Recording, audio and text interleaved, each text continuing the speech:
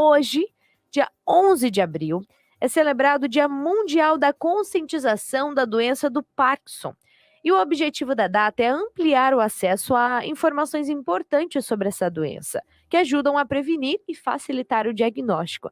Assim, o tratamento pode começar logo a reduzir as limitações e também o sofrimento, dos pacientes. Por isso, a gente conversa hoje aqui no Boa Tarde CBN com um neurocirurgião especializado em Parkinson, o Dr. Bruno Burjaili, para explicar como prevenir e tratar esta doença. Doutor, seja muito bem-vindo e boa tarde. Boa tarde, Gabriele. Muito obrigado pelo convite. Sempre um prazer estar aqui com vocês e poder ajudar um pouquinho a aumentar a conscientização sobre os problemas que trazem sofrimento para a gente. Perfeito. E bom, já aproveito para começar te perguntando quais são os sintomas mais comuns que iniciam, a doença do Parkinson, doutor? Os sintomas mais comuns que são notados pelas pessoas, que sofrem com isso, são os sintomas motores. O mais conhecido, até de maneira geral, é o tremor, o tremor de repouso. Quando a pessoa está parada, distraída, ela começa a tremer.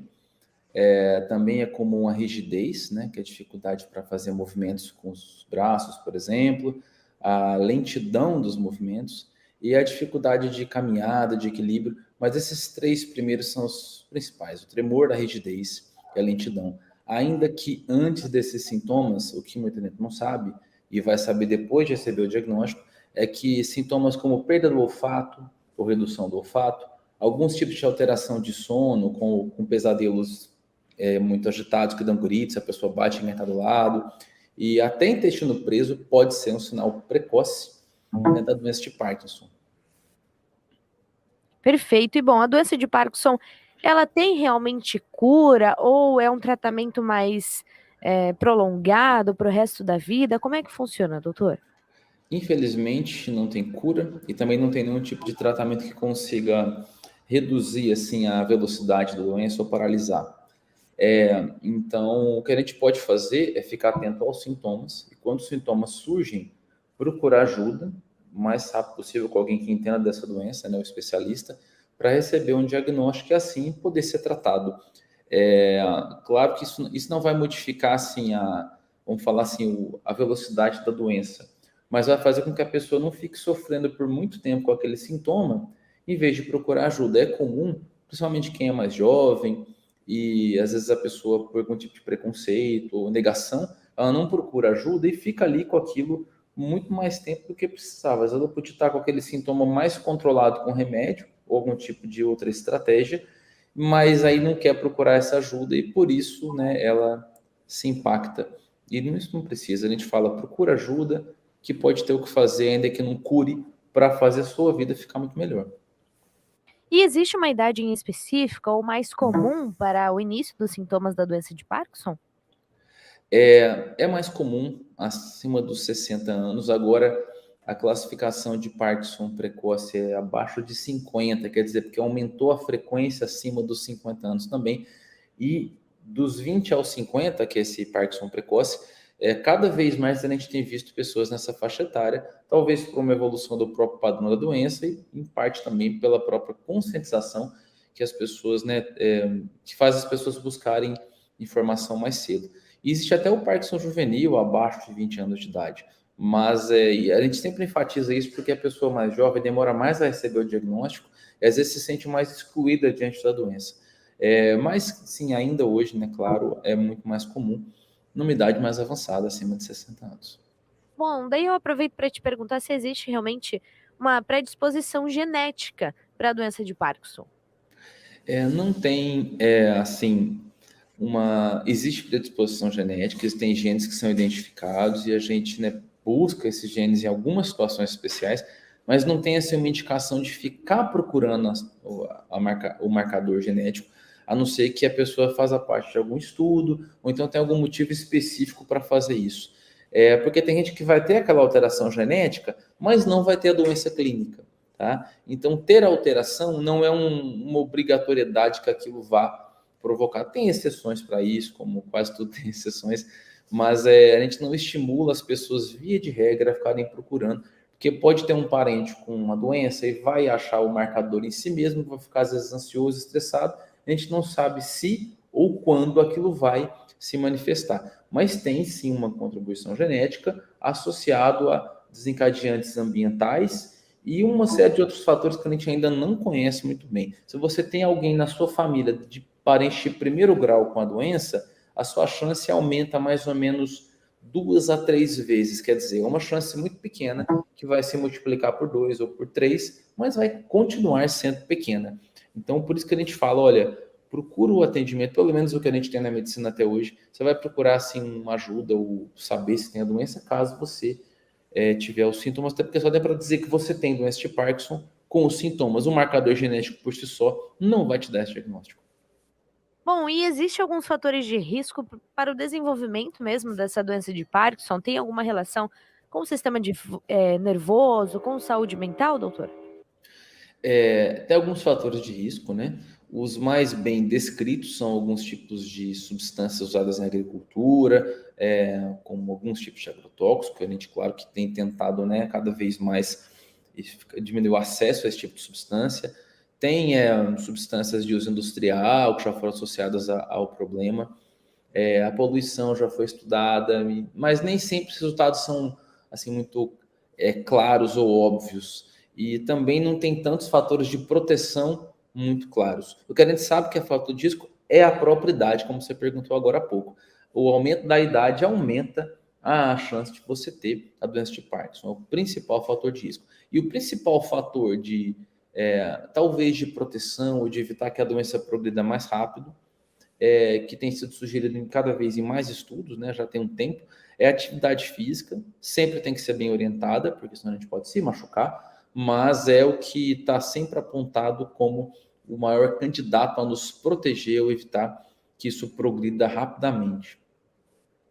E quais são os exames necessários, então, para o diagnóstico da doença de Parkinson? Não tem exames que deem esse diagnóstico assim de modo objetivo. O que tem são alguns exames, né? É um exame basicamente que é a cintilografia, chamada de TRODAT, em que a gente identifica o grupo de doenças do Parkinson, que são os parkinsonismos. Alguns tipos de parkinsonismo ficam positivos no TRODAT, mas a gente não sabe qual deles que é mesmo que vier positivo. Então, mais uma vez, o diagnóstico é clínico, né? Pelos sintomas. Então, o médico vai retirar uma história muito bem cuidadosa, né, na sua consulta, vai também fazer exames. Hoje a gente consegue por vídeo fazer muita coisa, até dar diagnóstico por vídeo algumas vezes, né, ou se aproximar muito desse diagnóstico. E também é preciso tempo, mesmo com quadros clínicos muito característicos, como têm doenças parecidas, elas só vão se diferenciar com o tempo. Então, numa fase muito precoce, a gente consegue direcionar até iniciar tratamento, mas a definição final de um nome diagnóstico pode demorar um tempinho. Então, é consulta médica daquela tradicional, bem feita, em que a pessoa te escuta, a pessoa te acolhe. É isso que vai ser definidor para o seu diagnóstico. Não é um exame caro que basta ali fazer e vai sair no laudo. Sobre a cirurgia, né? Se existe algum tipo de cirurgia no tratamento para a doença de Parkinson? E se sim, quais são os benefícios e até mesmo o risco de realizar esse tipo de cirurgia? Olha, Gabriele, existe sim, a gente fala bastante sobre a cirurgia, porque apesar de ser um procedimento já feito há muito tempo, já consolidado na ciência médica, realizado no mundo todo amplamente, inclusive no Brasil, inclusive coberto por planos de saúde, mesmo assim as pessoas às vezes não conhecem, e a gente via todo momento pessoas chegando ao meu consultório, não sabia da cirurgia, ou então meu médico não falou que ela existia. É algo que existe e pode ajudar. Não é para todos, claro, cada caso vai ser diferente, mas pode ajudar muita gente. Eu trouxe aqui um eletrodo, né, que é esse pequeno fiozinho que a gente coloca assim na cabeça, com anestesia local. É feito um corte bem pequenininho, a gente coloca esse fio milimetricamente, tem uma série de métodos para isso ser aperfeiçoado e chegar ao ponto preciso. E nós conseguimos controlar sintomas como os tremores, a rigidez, a lentidão, alguns movimentos involuntários, quer dizer, movimentos automáticos indesejados, até alguns tipos de dor, no caso da distonia, podem melhorar com cirurgia, alguns tipos de alteração de caminhada, tem uma espécie de uma bateria, né, que é um gerador que a gente fala, que fica colocado aqui debaixo aqui do ombro, né, tudo debaixo da pele, claro, isso vai ficar jogando ali um estímulo bem leve, tudo escondido, até essa pontinha do eletrodo que está lá na cabeça, e é essa pontinha que vai permitir que alguns sintomas sejam controlados, como se fosse um medicamento mais avançado. Também não vai curar a doença, mas vai trazer mais qualidade de vida. Isso é indicado a partir de 5 anos de doença, desde que a pessoa tenha os sintomas compatíveis que a cirurgia pode oferecer, e depois de um protocolo extremamente rigoroso. E como que a doença de Parkinson ela pode afetar até mesmo a qualidade de vida dos pacientes? Olha, de várias maneiras. Como são vários sintomas diferentes e cada pessoa vai ter alguns desses sintomas, o tipo de impacto na qualidade de vida também vai ser diferente, né? Então, para quem tem mais tremor, vai ter algumas dificuldades em situações, né, de movimentos mais finos, apesar de ser um tremor de repouso. Às vezes vai causar algum constrangimento social, o pessoal ficar comentando isso. Vários pacientes falam, olha, ficam me perguntando lá no meu trabalho se tem algum problema.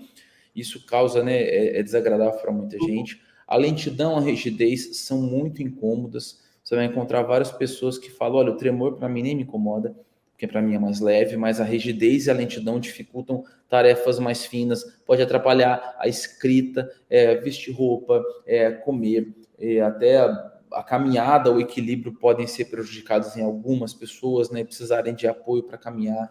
Pode ser necessário fazer fisioterapia para melhorar essa questão de caminhada, o equilíbrio, por exemplo. A fala pode ficar prejudicada em algumas pessoas e precisar de fazer fonoaudiologia para treinar a fala. A capacidade de engolir em outras pessoas vai ser mais afetada. Excesso de saliva, tem comprometimento do sono, tem alteração de humor como depressão, ansiedade. Então, enfim, tem um leque de sintomas possíveis. Não quer dizer que todo mundo vai ter todos, lógico, mas quer dizer que é uma doença com muitas caras e por isso necessita de um acompanhamento próximo e atento, até para o médico te perguntar sobre os seus sintomas, porque, por exemplo, a dor é um sintoma extremamente comum, né? Dor em quem tem Parkinson, e as pessoas não falam espontaneamente, que às vezes não imaginam que tem relação, e às vezes o médico também deixa de perguntar. Então, dessa constelação de sintomas, a gente tem que saber, assim, quais são aqueles que aquela pessoa vai ter e dar um atendimento personalizado para que a qualidade de vida daquela pessoa possa melhorar. Bom, você mencionou sobre a caminhada, eu gostaria de te perguntar justamente sobre isso. Quais são as suas principais recomendações para os pacientes que têm a doença de Parkinson em relação tanto à atividade física como também a dietas, né, alimentação?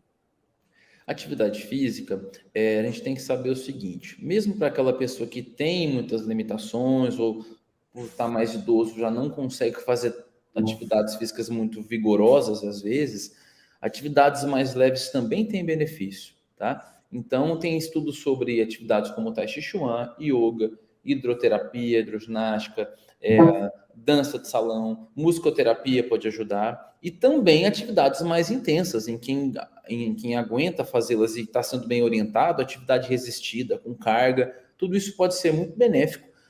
Falar com o médico, saber, olha, para o meu caso, eu consigo fazer, o que que eu posso fazer? Quem que vai me orientar, pelo menos no início dessa atividade, para não me machucar, tá certo?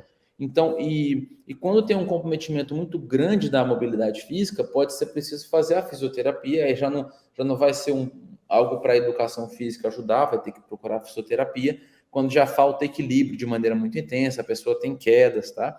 Em relação à dieta, que você perguntou também, a dieta mais assim comentada atualmente, não só para o Parkinson, mas para outras doenças degenerativas, né, neurodegenerativas, é a chamada dieta MIND, né, que é uma combinação de outras dietas que já existiam, e é uma dieta que tem tentado assim se colocar como algo que ajudaria a evitar essas doenças. Isso ainda não está comprovado, mas como é uma dieta que, via de regra, ela é muito equilibrada, balanceada e poderia beneficiar assim, quase qualquer pessoa, a gente fala, olha, se você tiver a fim de fazer uma dieta, vamos tentar essa daqui que está no caminho aí de tentar se provar mais eficaz. A gente indica nutricionistas, né, até especializados nisso, para que possam guiar esse caminho. E o tratamento da doença de Parkinson, ele é o mesmo para todos os pacientes, ou ele pode até mesmo ser específico dependendo de cada quadro, ou até mesmo avanço da doença, doutor? Não, ele é. Tem algumas coisas que vão ser mais, vamos falar assim, comuns, né, entre as diversas pessoas que passam por isso, mas ele tem que ser personalizado, tá? Então, sempre de acordo com o que a pessoa está sentindo. Então, a cada consulta, e a pessoa com Parkinson tem que ter consultas periódicas, a gente questiona ativamente até aqueles sintomas de que a pessoa não se queixou, mas ela pode estar com eles ali e se esqueceu de comentar ou não valorizou. A gente tem que ter essa busca até ativa de alguns sintomas para saber o que está impactando mais no dia a dia e oferecer para aquele sintoma a melhor solução. Às vezes a gente vai conseguir oferecer com a nossa própria orientação e com a nossa própria prescrição. Às vezes a pessoa vai ter a indicação do marca-passo cerebral, da cirurgia, e às vezes ela vai precisar de profissionais da saúde de áreas correlatas. Né? Então, sempre pensar em equipe, sempre pensar aberto como um ser humano cheio de situações que estão o circundando, né? Sociais, familiares, de trabalho, e estar atento para poder não ser uma coisa congelada, engessada. Tem que ser alfaiate, eu falo assim, tem que fazer a roupa para aquela pessoa, ela tem que provar e ver se deu certo, voltar para a gente corrigir o que não estiver legal. Dr. Bruno Burjaili, neurocirurgião especializado em Parkinson, falando sobre o Dia Mundial da Conscientização da Doença de Parkinson. Para a gente encerrar a nossa conversa então, doutor, eu gostaria que você deixasse uma mensagem para aquele paciente, aquele ouvinte, enfim, que tem algum caso na família, ou até mesmo pessoal, que acabou de receber realmente essa notícia, esse diagnóstico da doença de Parkinson. Qual que é o primeiro passo? Acredito eu que mexe muito também com a questão da saúde mental, né, do psicológico da pessoa, do emocional. Então, o que você diria para esses pacientes? Olha, eu diria, não tenha nenhum tipo de resistência em procurar ajuda. É a principal dica. De vez em quando nas mídias sociais, né, às vezes que a gente recebe mensagem, comunicação, muita gente fala, olha, meu esposo tem há 3 anos, mas ele não quer procurar ajuda. Você imagina alguém sofrendo com um sintoma que pode dificultar algumas atividades até básicas do seu dia a dia. Às vezes um medicamento iria resolver aquele sintoma por um longo período, você até nem parecer que tenha doença no início, tá? Se bem tratado, muitas vezes, e você não vai procurar ajuda por uma espécie de negação ou preconceito. Então, se fosse para dar uma dica, fala, olha, não fuja da sua doença, não vai ajudar em nada, ela vai continuar aí. Então, procura ajuda, às vezes é mais simples do que você pensa, estar bem, e no início da doença é quando o tratamento é mais impactante. Então, se você pega esse momento em que você teria grande efeito com o tratamento e você não usufrui desse efeito, não tem nenhum tipo de sabedoria nisso. E também uma dica muito importante para quem está do lado de quem sofre, é importante apoiar, faz muita diferença, mas também cuide de você, porque a gente vê cuidadores que às vezes na ânsia e naquele amor, né, claro, muito admirável de ajudar, mas às vezes se esquecem de cuidar de si, às vezes estão deprimidos, estão ansiosos e não se cuidam, e por causa disso depois não conseguem também cuidar daquele ente querido. Então, tem que ter abertura e procurar ajuda de todos os lados. Doutor, muito obrigada pela sua participação aqui na CBN Joinville, falar sobre um tema tão importante como esse, nesse dia mega especial, e seja, claro, bem-vindo a retornar aqui ao Boa Tarde CBN. Obrigado, Gabriel, um abraço a todos.